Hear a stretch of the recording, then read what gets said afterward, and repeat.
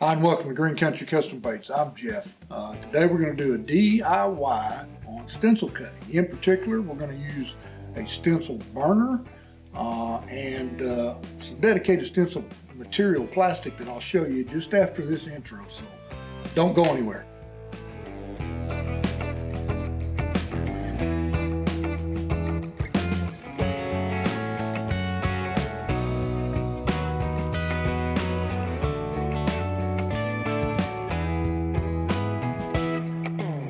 Okay, so this is the stencil burner. This burner is made by Plaid. I'll leave a link in the description below. It comes with a couple of different tips. This is the curved tip that I'll be using today. It's just very resemblance of basically it's a soldering tool. And I believe you can turn the soldering tool and insert a needle into the tip and kind of get the same processes that this does, but these do get very hot. You got to watch that tip. So this is the tool we're going to use today.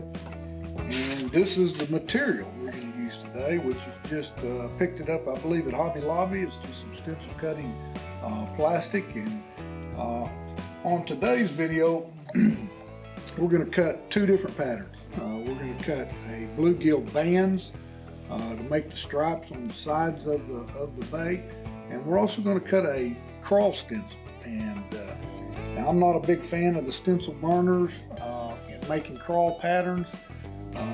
In particular, this particular crawl pattern where we're just trying to spray real fine lines. As the stencil burner melts the plastic, it has a tendency to kind of remelt it behind it. But we're going to show you that in this video. We're going to show you the good things that it'll do with it, and we'll show you the things that occur, especially in that crawl pattern when you're trying to melt out some fine lines. So again, my preferred method is the Dremel tool, especially on crawl patterns. And by the way, this is kind of a follow-up video to a previous video we did on vacuum forming stencils, and I'll leave a card above, as well as a link in the description to that video where we vacuum form a stencil and then cut it with a Dremel tool. So again, we're pushing videos out a couple a week right now, and so I highly recommend if you like this type of information, we're trying to make this an educational channel, please subscribe. We need subscribers. We're kind of new to this YouTube videoing ourselves and trying to get a little better with each and every video, so leave some comments. What can we do better? Is the sound good? Is the lighting good? Camera angles good? Any and all information. We're going to switch to the GoPro, and we're going to start burning some crawl and bluegill bands.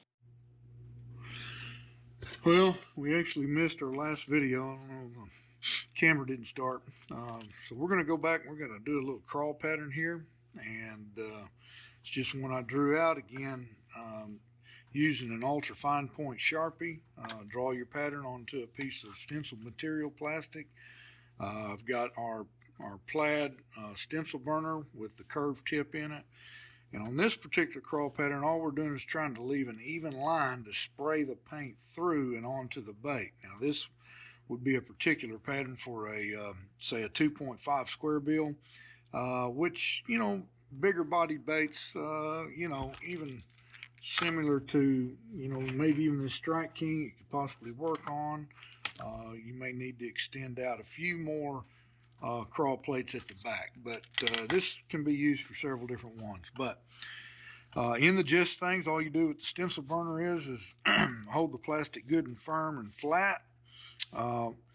Most generally it works to push the burner away from you better, is what I have found. But let's add another little line here or two, just to extend that out to where we could make this work on a few extra patterns, very possibly. But anyway, so again, I like to push the burner, and we want to leave a good clean line, so we don't want to go too fast. But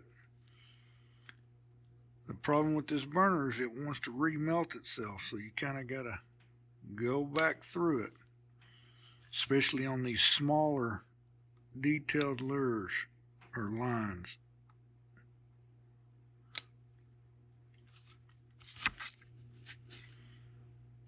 Okay, hope the camera's picking that up. Again,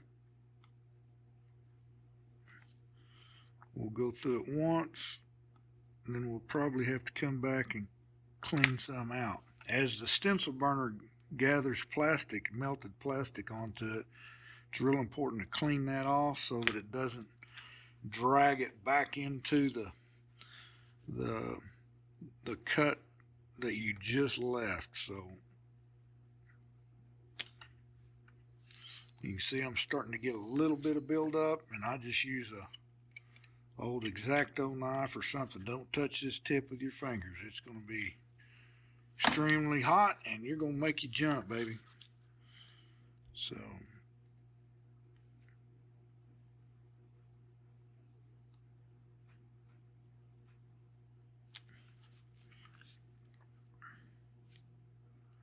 again, I like to push it most generally. That's only conducive to places where you can do that. So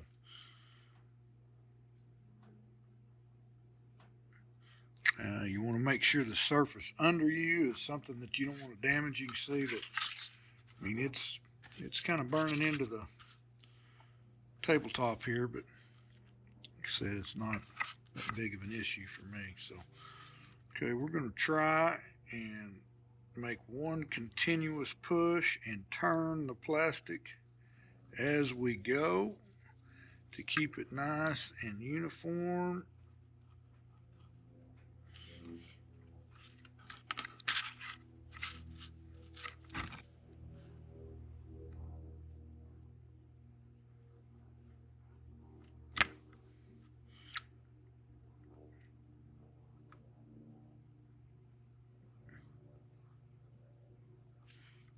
Okay, we'll show you what we've got so far. If we can see a good close-up of that. So we've got an outline, fairly clean edge, but as you can see with the stencil burner, it will sometimes remelt points together. So it's real important after the first push to just kind of go in, push and pull the two parts, and see what areas you need to re-hit. I know this, I want more paint to travel through that area, so as it cools here, I'm going to go back through that area at least one more time. Okay, we'll start in the same order and just try to pull that any plastic out that was left in those areas and make that just a little bit wider, so that a little more paint can be sprayed through that particular area of the stencil.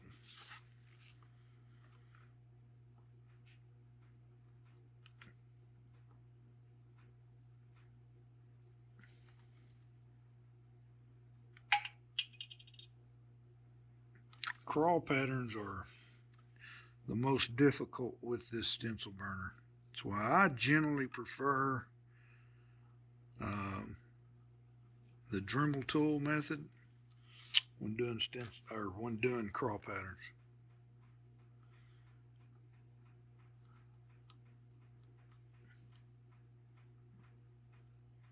Yeah, these do leave some pretty fine lines.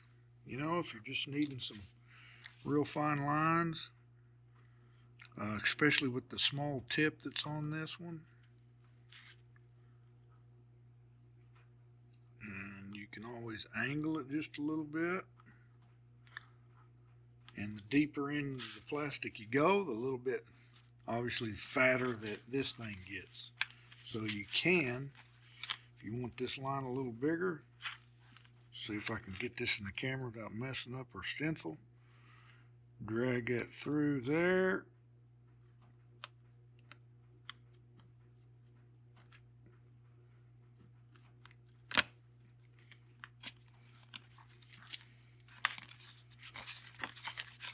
open up that and keep it good and smooth.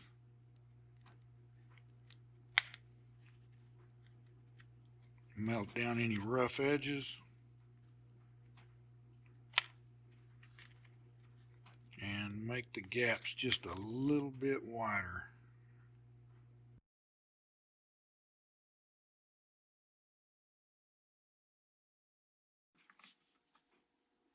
Get you a good close-up. If we got good lighting, let's get up here.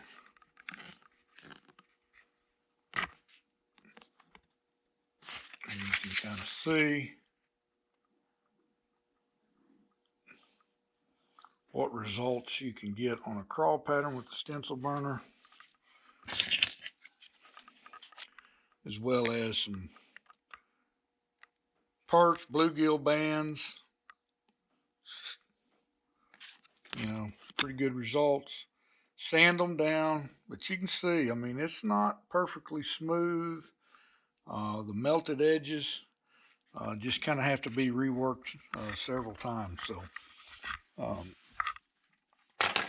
anyway, appreciate you stopping in and checking out Green Country Custom Baits. This is going to go into the DIY playlist, and we'll be putting out several videos in that section, along with some spray sessions we got coming up. We'll put these 2 stencils to work in a future spray session. So if you haven't already, please subscribe to the channel. And we're trying to really grow this thing and put out some videos that you guys can appreciate and can use, and hopefully be educational to you. And at the same time, we need those subscriptions, we need those likes, we need those comments. So, and by all means, leave comments down there. If there's a video out there you'd like to see or want me to attempt, I'd be glad to do that. So until next time, Green Country Custom Baits signing out.